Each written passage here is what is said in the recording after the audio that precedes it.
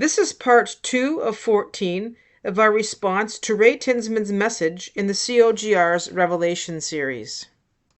So we go on, and a question arose: how close is the canon? And this is because we appear to believe that we can write or interpret Scripture on the same level as the original apostles. In dealing with the revelation and dealing with the understanding, also say that we are people of the book. You have heard that we've talked about the ability to speak on the same level or write on the same level of authority of the Scriptures, and I most assuredly believe that tonight. Ben, you've taken an interest in their writing Scripture, and what does it mean to be reading, interpreting, and writing Scripture on the same level as the apostles?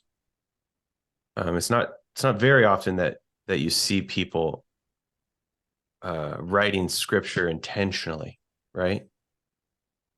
Oh, absolutely not. Yeah. So what is it for you all that would prohibit someone from writing Scripture today? Okay. So that brings us really to the question of when people talk about Scripture, what do they mean? And it has to do with the canon of Scripture.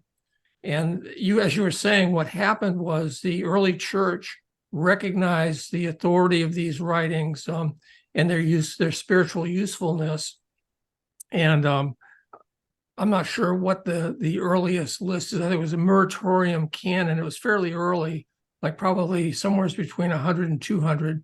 The list of scriptures that were considered to be authentic was already in existence. And then across time, various church councils looked at that and confirmed it and what have you. But the reality is it was already established very early on. And one of the criteria for a book to be considered scripture, and we're talking about Christian scripture here, was that the author either needed to be one of the apostles, that's one of the original apostles, or a close associate. So simply by time going by, the canon itself was closed because you didn't have people who were apostles any longer because they died and had no mechanism to be replaced, or their associates passed away. So the canon was somewhat self-limiting by virtue of the fact that it required apostles to write it. So when somebody talks about writing scripture, they would have to be apostles. And I'm going to just kind of tread lightly across that one because I know that's kind of the center of where all this is going to wind up. But if they're not apostles, then they're not writing scripture. What would you base that assertion on besides some rule from some council in the... I think that's the consensus of the early church fathers. You take that to be, I mean, is that for you? Does that define scripture? Yeah, that would be my definition of scripture. Yes. But not Old Testament scripture. No, we're talking about New Testament, Christian scripture very specifically. And the Old Testament was already closed as of 400 years prior to Christ. And I think the Jewish, I've not talked to a Jewish rabbi or a Jewish scholar, but I would think they would say that the Jewish canon was closed at that point. I don't think they're looking for anybody to write more scripture. And you're defining it as written by apostles or an apostles sort of first generation associate. Yeah, that's what the early church fathers and the people that looked at it said was common to scripture. Yeah. Can I ask a series of questions about apostleship? Sure. I think that's pertinent in sort of defining these terms and whether or not Ray's claims are fair. We're looking at our claims. Majority of the New Testament ostensibly written by Paul the apostle,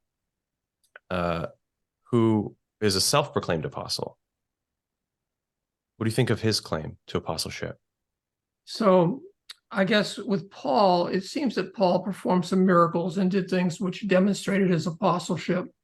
And basically, miracles, as I understand it, are God's vindication of a message given by his people, whether it be in the Old Testament or in the New Testament. And I think that there was enough going on with Paul for me to consider him to have exhibited proofs that he was an apostle. His claim to apostleship, I guess, so you're saying he's backed by the miracles that he did. So even though he's a self-proclaimed apostle, it's the miracles that put the proof to it. Yes. Okay. And the fact that he also encountered the other apostles and they confirmed that what he was doing was God's will and seemed to accept him as an apostle. So you have scripture, if you will, you have the confirmation of other apostles, and you have the miraculous actions.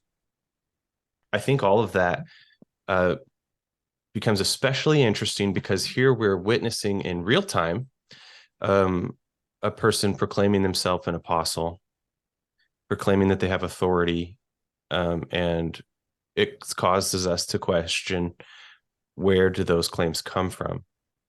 So the question then becomes, if Ray is not an apostle, can he write scripture? Yeah, Well, to me, Ray himself says, well, when he was asked, could he write scripture? He said, most scripture was written by apostles. right. That's what he told me at the meeting. So therefore, I'm an apostle. I can write scripture. He didn't say that part, but so if the argument is that Ray is an apostle, then I guess if he was an apostle, you would assume that he could write scripture. However, why would you assume that he's an apostle, going back to our original question? Because he's done none of the things. Paul, for instance, at least performed miracles. He met with the original apostles and they confirmed his apostleship. They said, well, some of his stuff's hard to believe, but nonetheless, it's scripture. So it doesn't appear that Ray is either willing to or able to provide any kind of evidence that he is an apostle. And if my next door neighbor came over and told me he was an apostle and wanted me to do something, it would take more than coming over and telling me that he was an apostle for me to respond to it. So basically what we have is somebody who's making outlandish statements with force and anticipating that people will be intimidated into accepting those claims because they're polite. this concludes our video. Thank you for joining us. The resource slides go by rather quickly for sake of time. You may wish to pause on them to read them. There is a link in the description box to the Google Classroom where you will find the resources for this video. Disappointment is a bitter pill to swallow, paying back the hope I borrowed from someone I never knew. And it's a forfeit, humans in the suits of heroes, undressed by whispered conspiracies in quest for the truth. But if the truth is what you're looking for, you don't get to choose the answers anymore. So tell me, do you really still believe that the truth will set you free? I do. I do. Someday, well, if the truth